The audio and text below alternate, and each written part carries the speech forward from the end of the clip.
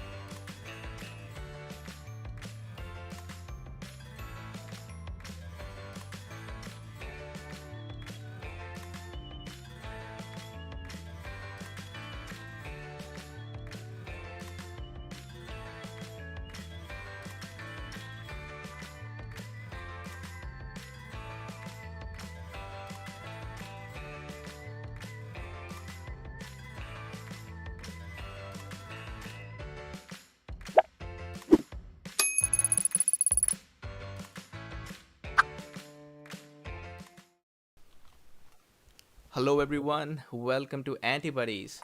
Today, we are here for the 29th Journal Club.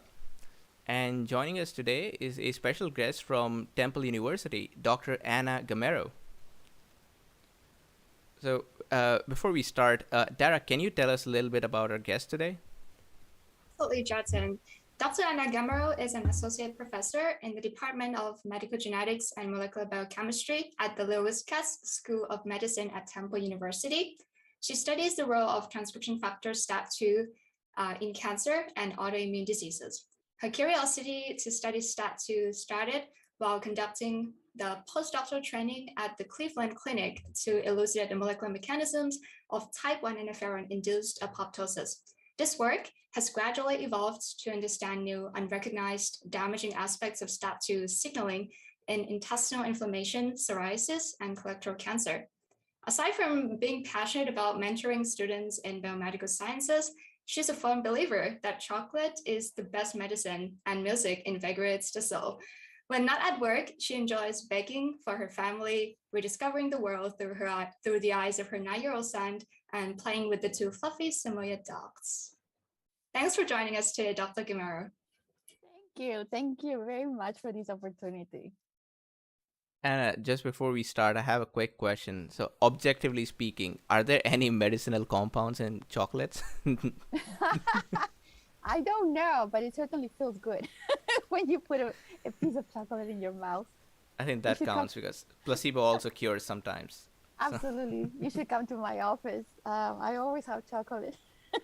oh man, I wish I was in Temple University. I spoil my students too much. If you guys ever come to visit me, we have designated a corner where all my students they all congregate, and we have espresso machine, we have cookies, snacks, tea, anything you want. Definitely. I think I've got a reason to visit Pennsylvania now. Yes. Okay, Anna, so without any further ado, I'll hand over the virtual mic to you so you can tell us about your work. Absolutely. So thank you very much for this opportunity once again. So I here on my first slide, I put a picture of the medical school. That's where I work. And for those of you who are unfamiliar with Philadelphia, we are right here on the northeast part of the country of the United States. And our city, Philadelphia, is very well known for being the city of brotherly love. So um, without further ado, I'm gonna just tell you a little bit about the paper that we published last year. And I wish I could have, done it last year, but 2021 was kind of very, very difficult year for many of us. Still trying to recover from the pandemic. So first, I would like to introduce to you my team here on the left. And I'm pointing out two of the members of my lab who did most of the work for this paper, Kevin and Tess. And unfortunately, they have already moved on to better things in life. So they are progressing in their professional journeys. And then on my right is the lab of Dr. Stefania Gallucci and Connie Q, who is one of the co-authors of the papers. Again, she's an MD PhD student, and she'll be finishing up next year. So she's also moving on professionally. So the work that I'm going to present today is really a collaborative project that my lab and the lab of Dr. Gallucci have been working on. And we actually have published a number of papers together. So since the topic of the paper is on STAT2, I always feel like it's always nice to give like a kind of like a historical journey of why STAT2, how long has it been around, and how much do we know about it. And so STAT2, for those of you who are not very familiar with the Jackstab pathway, this is a protein, a transcription factor that was co-discovered actually by two groups, the group of Dr. Jim Darnell and the group of Dr. George Stark. And both of them independently started to realize that they were looking at the same molecule. So of course, James Darnell published the first paper in 1990. And by then they were just recognizing this molecule as a STAT113, which is a molecule, a protein that was coming down in the Western blots and gel shift assays as having a molecular weight of 113 kilodaltons. But it was later when now George Starr and Jim Darnell came to work together. Now they're working as collaborators. Now this is when they started to change this name to now the first mention of a STAT2 didn't happen until 1994. And that's when we learned that STAT2 was a protein that was tyrosine phosphorylated. Its binding partner is STAT1, which were kind of like, they were discovered at the same time. And then you don't really see a mention of the word STAT2 until 1994. And now subsequently, now you see everything is STAT2, no more called P113. So what do we know about STAT2? Back then, for those who study interferons have been around for so many years. So the first discovery that there was this substance that could block viral replication wasn't made until 1954. And by then, it was clear that cells that were exposed to viruses or a proliferative agent or an antigen gave the opportunity to cells to produce interferons. So interferons, when they are secreted, they can either work on an autocrine manner, so they react, the cells that are making it also respond to the actions of interferon, or in a cytokine manner, where interferon can activate other cells and then induce all these functions: anti-proliferative, antiviral, immunomodulatory.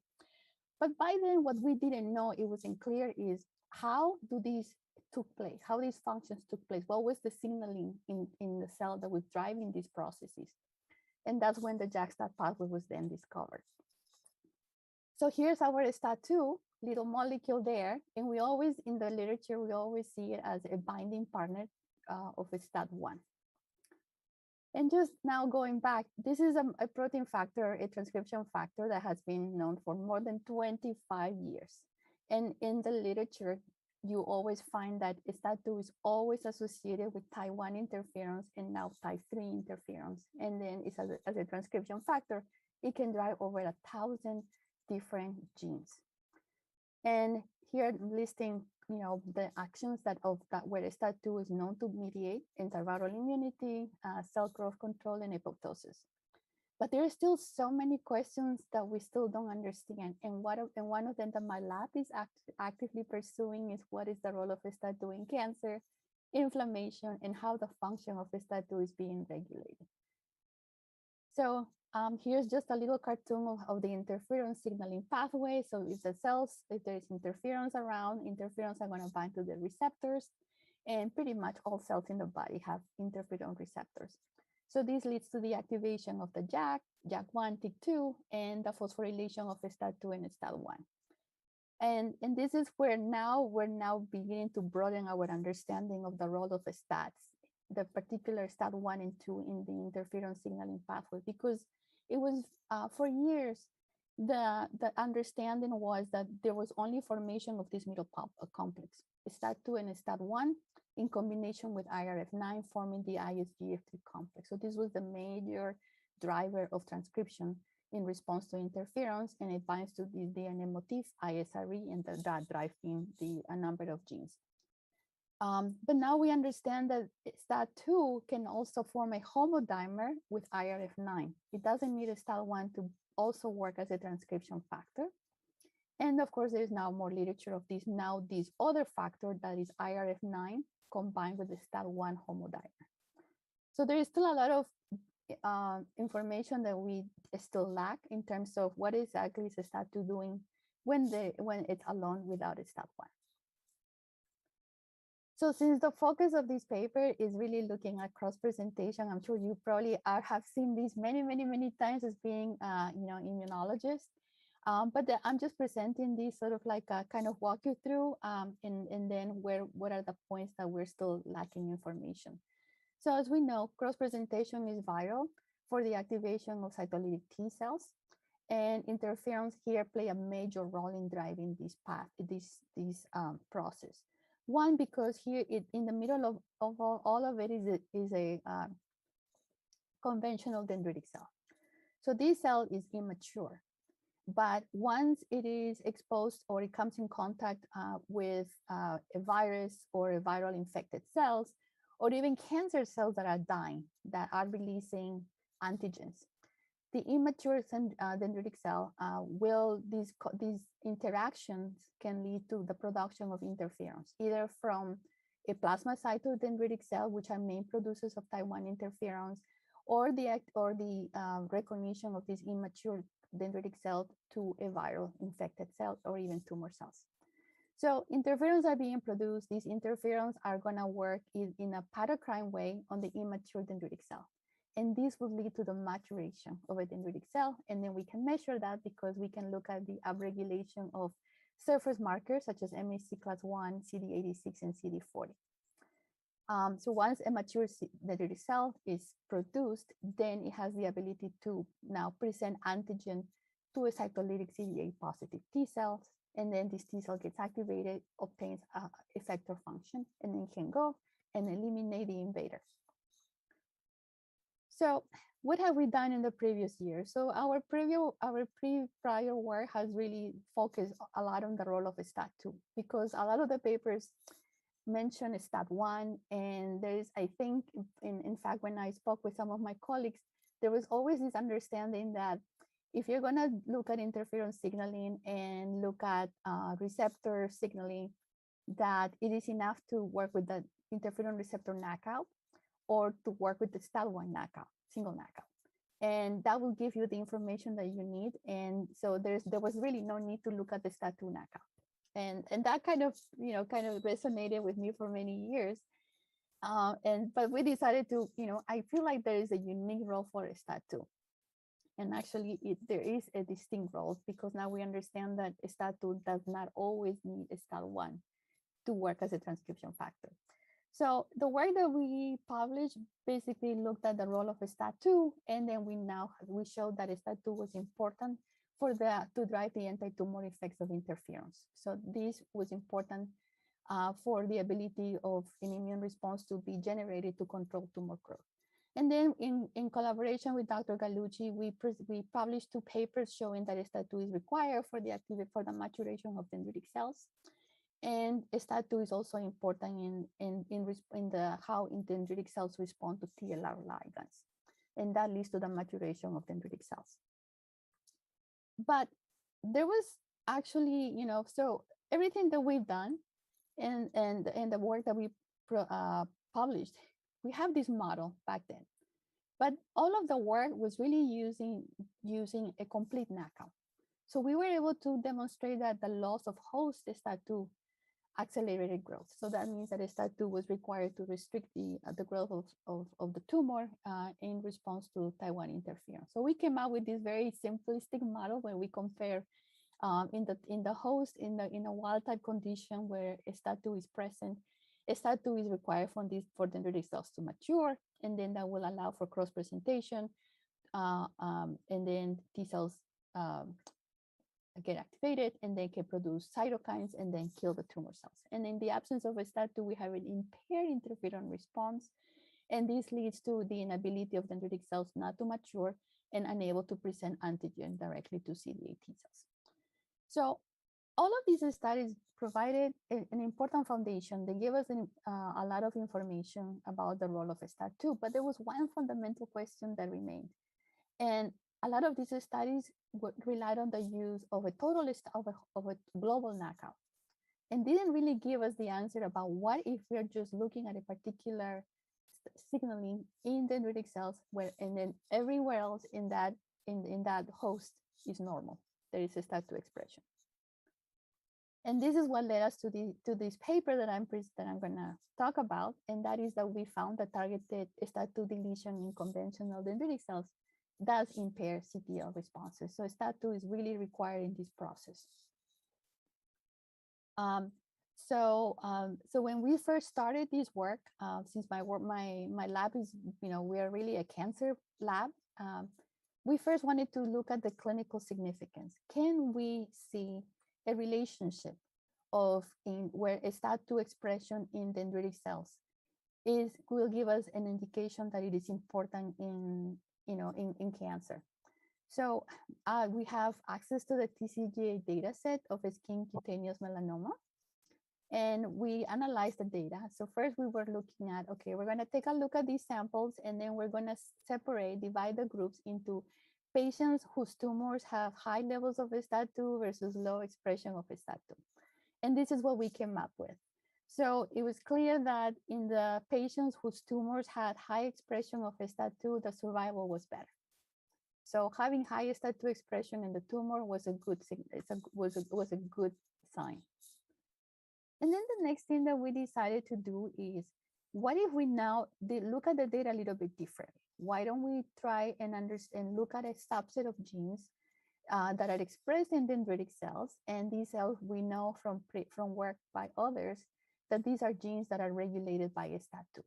And that's what we call this PC1. So PC1 is really a cluster of 14, 17 genes, I cannot recall exactly, that are known to be expressed in dendritic cells and that are regulated by STAT2.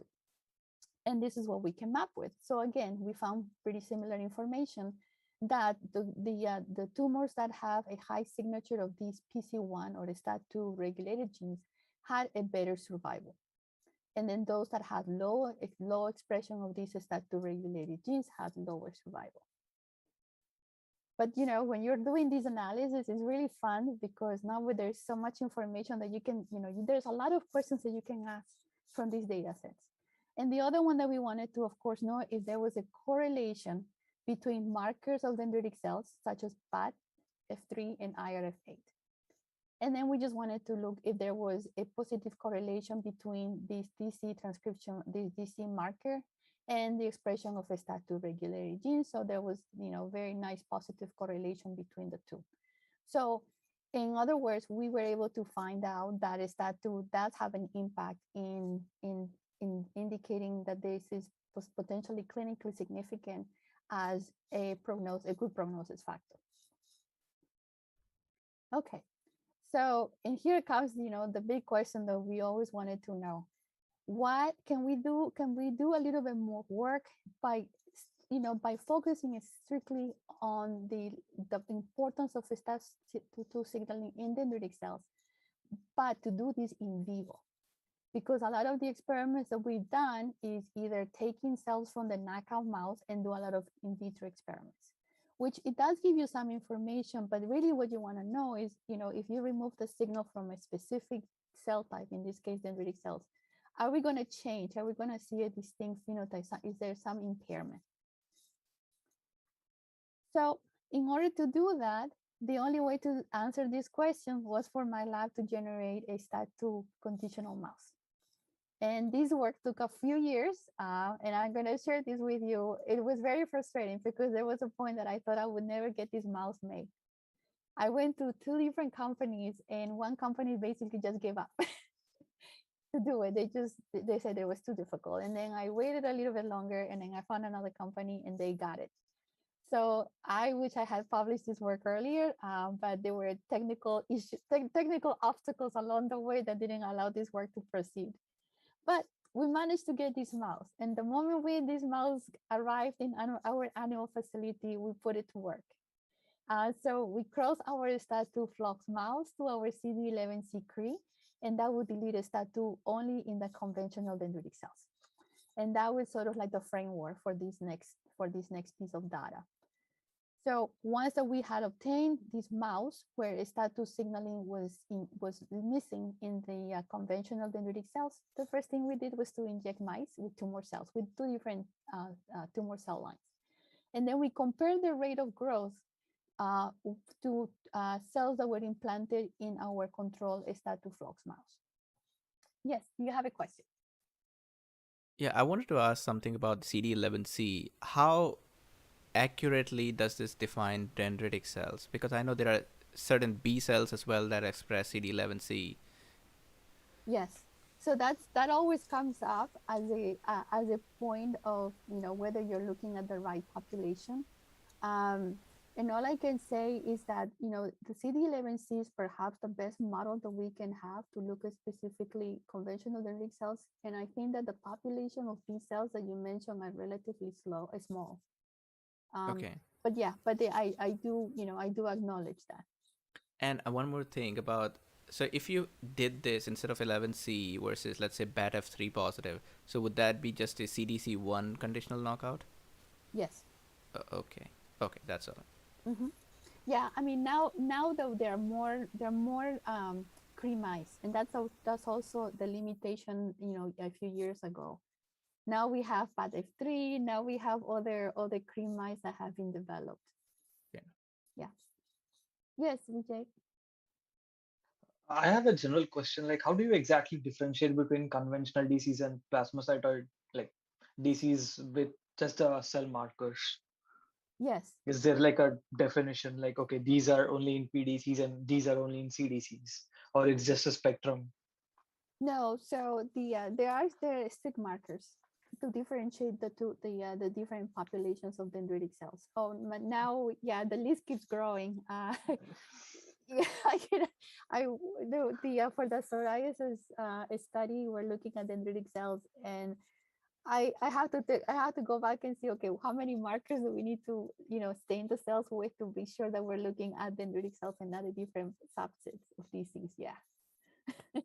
Yeah, especially in the skin, there's a lot of these subsets of dendritic Yeah, cells.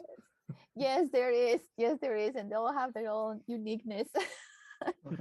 Because also the fact is that sometimes even macrophages are misclassified or as DCs, and DCs can be misclassified as some type of macrophages, and it's just confusing to what to stick upon to actually define a cell.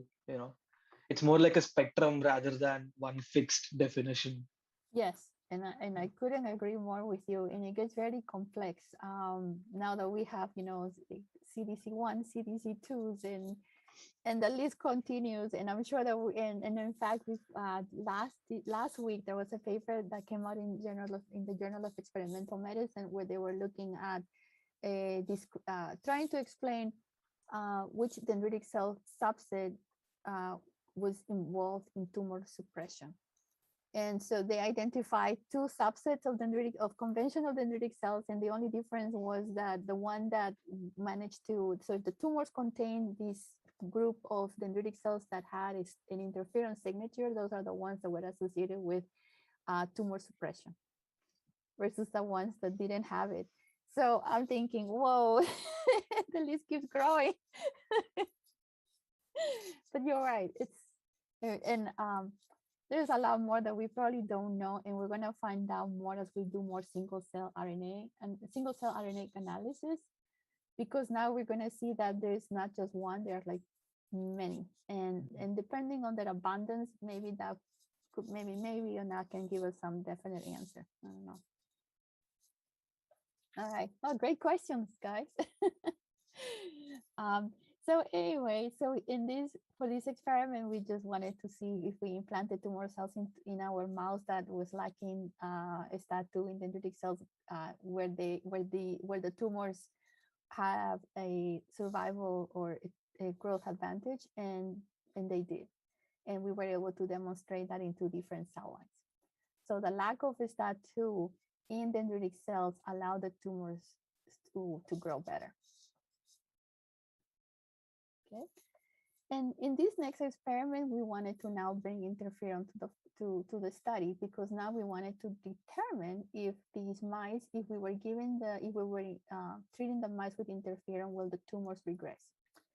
And this is an experiment just first comparing wild-type mice versus STAT2, the global STAT2 knockout. Same experiment, we inject tumor cells into the animals, and then we start treating them with interferon every 3 days until it's time to, until we get to the tumor endpoint that the tumors cannot be bigger than 15 millimeters in size. So we see in the wild-type mice that if the tumors are implanted, they grow. And then if these tumors are now treated with interferon, we see a reduction in tumor size. But if we look now at the STAT2 knockout mice, giving these mice interferon therapy did not do anything to the tumor. So suggesting that STAT2 is mediating an anti-tumor is important in mediating the anti-tumor effects of type 1 interferons. So we repeated this experiment now with our mice that lack dendritic STAT2 in dendritic cells. And these mirror basically the same effect that we saw in the global STAT2 knockout, that we gave these mice interferons and that really the tumors continue to grow. And in our control STAT2 flux mouse, we see that the tumors grow, and then the moment these mice are treated with interferon, we see a reduction in their tumor size. So indicating that STAT2 signaling in the CD11C dendritic cells, it is important for tumor control. Now, this is where now we were looking at the different DC subsets based on the markers that we were looking at that time. And then we found that it's so we first thing we wanted to know is in vivo. So I think is, I want to stress that this in vivo effect, because in previous studies, what we have done is that we would take spleens and then, or bone marrow, and then try to differentiate the bone marrow cells into dendritic cells. But that was all in vitro. But this time we wanted to do it in vivo since we had the animals. And the idea was to, inject the mice with a TLR agonist, like TLR7 IR848, and that would induce the synthesis of interferons. And after 24 hours, we would harvest the spleens from the mice and then do flow cytometry analysis and basically focus our attention to dendritic cell subsets.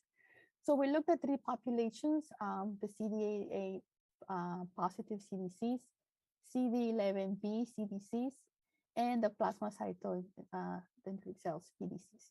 And they all have the, we use these different markers to differentiate the 3 subsets.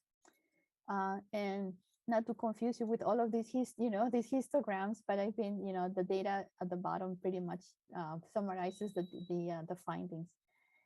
So if we gave the mice TLR7, and then we looked at the expression of one of these markers for maturation of dendritic cells, CD86, we see that, immediately that the expression of the markers for the expression of CD86 was not augmented in the mice that lacked STAT2 in dendritic cells, very similar to the STAT2 knockout.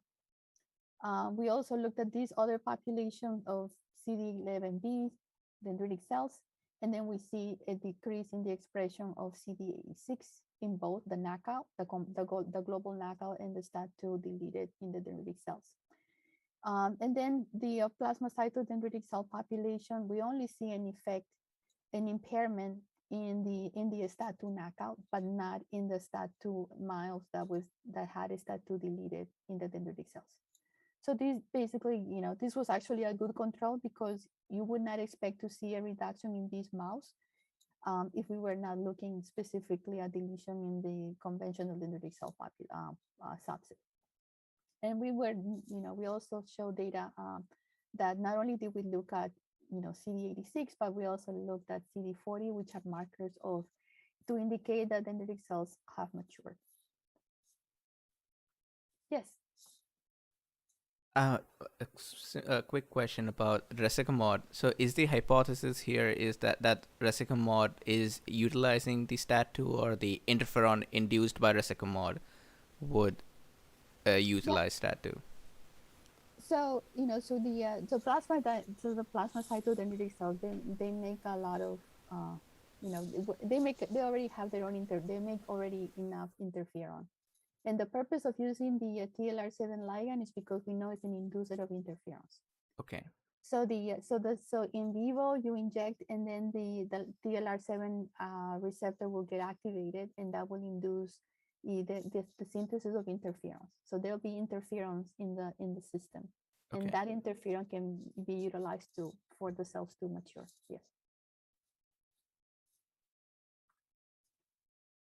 So there was one interesting question that my colleague Stefania Gallucci wanted to know, because her area of expertise is lupus, and so she's always interested in not only looking at the interferon signature in lupus, but also the role of B cells in this autoimmune disease. And so we wanted to know, what about, so we know that it is affecting the maturation of dendritic cells, but what about, are dendritic cells important in STAT2 signaling? Is it important in driving antibody production? Because dendritic cells can also present to B cells, and then that will induce B cells to make antibodies. And so that was a question that she wanted to know. So just a little kind of like a little background. So if you have, in this case, a tumor cell, that could be also a virally infected cell, these cells will release antigens, and that can be uptaken by your dendritic cell. And dendritic cells can now present this to a T cell, and then T cells can now present to a B cell, kind of like going into this motion. So, but dendritic cell is an important component here, as dendritic cells to, and that would induce the production of antibodies. So we wanted to know if STAT2 signaling in dendritic cells was necessary to drive this process of antibody production. So how do we do this experiment? So first, we needed to immunize the mouse with OVA, and so we use this as an antigen. So the mice were given, so we took blood samples before we immunized the mice with OVA as a peptide. And then we repeated the we boosted the mouse once again, twice, actually 2 times, 2 weeks after the first injection, and then again 2 weeks later. And at every time before injection, we collected a sample of blood. And then we used that to measure antibody production. And so if you look at all these these are the different mouse strains that we use. We have our control mice, and then our STAT2 deleted dendritic cell mouse, and our global knockout. So we see that antibody production was pretty much untouched, except for the one mouse, the group of mice that had global deletion of STAT2. So to us, that indicated that dendritic cells, that STAT2 was not required in dendritic cells to drive this process, but it is still required. It is still a requirement, but we just don't know which cell type. So it could be B cells themselves, that are required, that where STAT2 might be needed to drive this process. So the next experiment, of course, that we would like to do is to take our STAT2 flux mouse and cross it to a mouse where we can delete it specifically in B cells, the CD11B3, and then see if we now see a defect or not. So that will be something interesting to do as well. Now, this is, so then, of course, my lab is interested in cancer. So it was important for us to know, okay, can we actually demonstrate in vivo that STAT2 signaling in dendritic cells is important for the activation of cytolytic T cell activity to kill the target? And this is a very complex experiment. And because you guys are students, you have noticed that I put a lot of emphasis on how each of these experiments were done, because it helps you figure out, okay, this is a way that, one way of doing the experiment to address a specific question. So this experiment, so this is where you can take an already an existing study and try to get as much information as you can.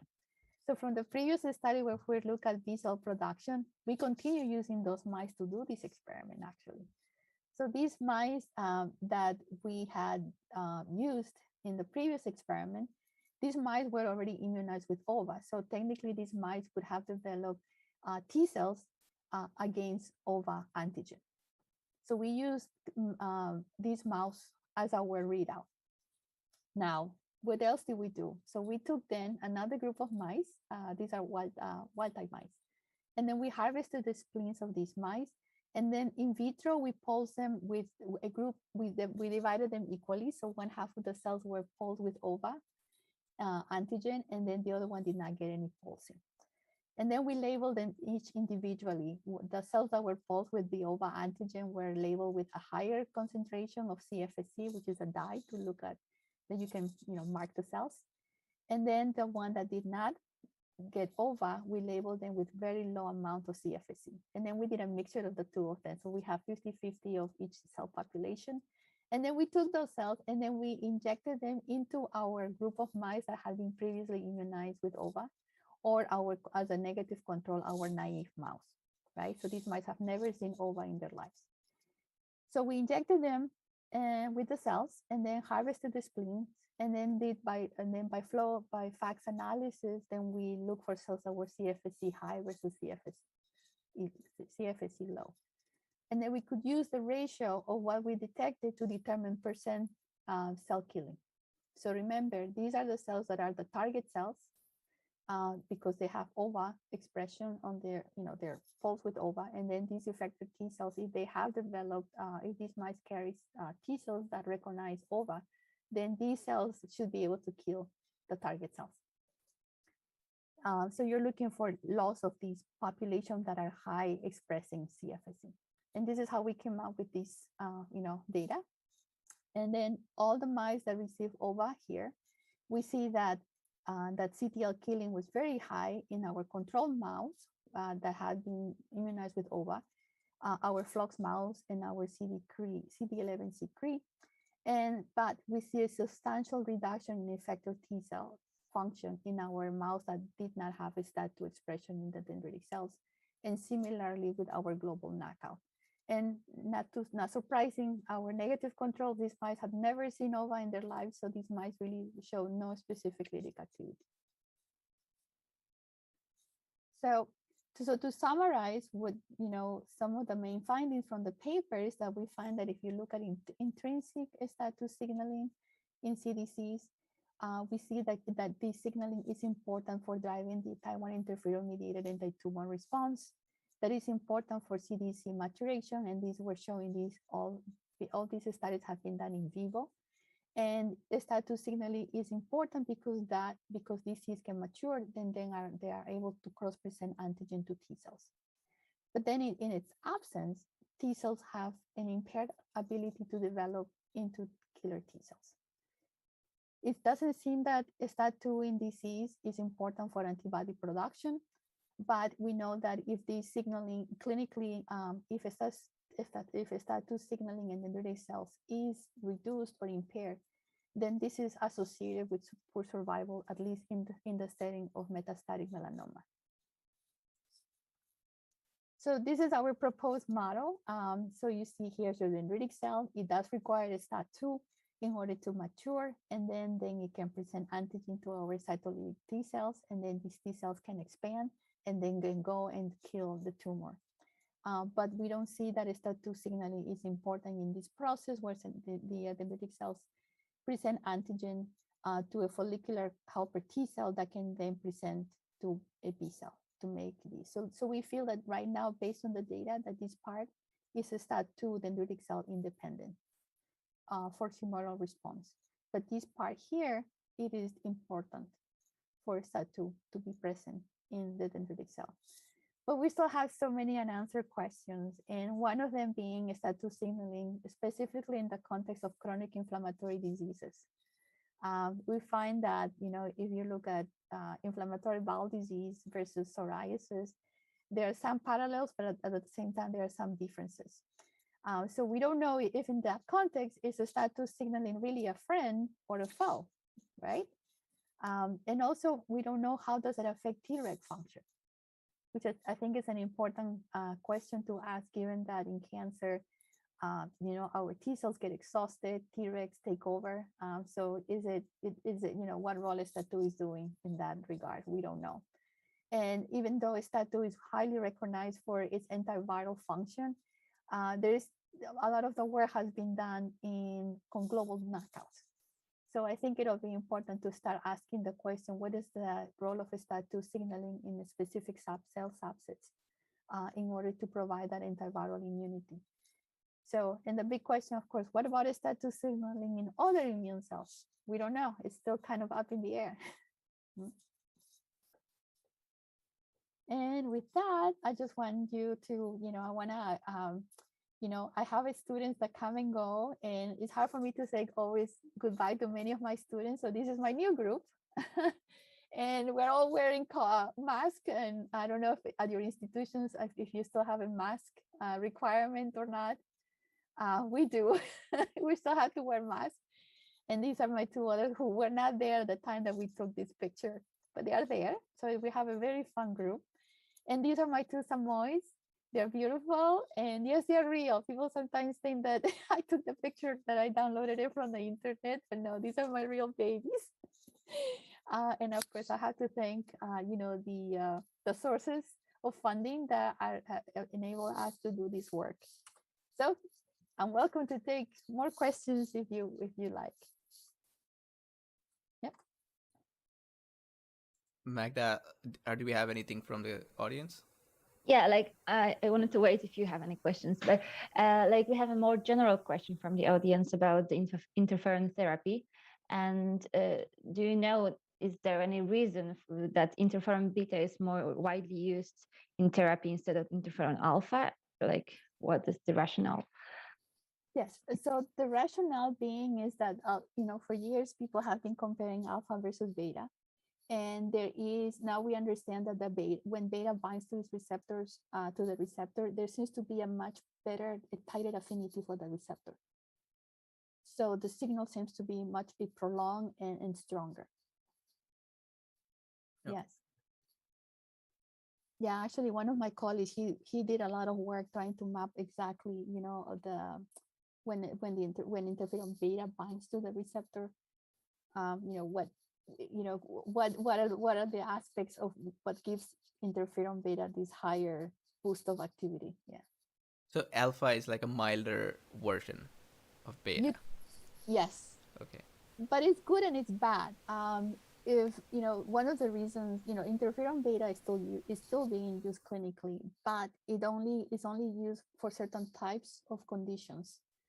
Interferon beta has been used quite a lot for multiple sclerosis, and also for hepatitis C. But now that there are better treatments, for hepatitis C, most likely you don't really see a patient being treated with interferon beta, and that's because interferon can cause a lot of side effects. It's great when you look at the biology of it, but too much, and then too much of it can be it could be damaging. Okay. I had a question from the paper. So according to your work, the working model is that you have these interferon signals coming to conventional dendritic cells that utilizes STAT2 pathway, increases CD86, which then there's DC maturation and help towards these cytotoxic lymphocytes.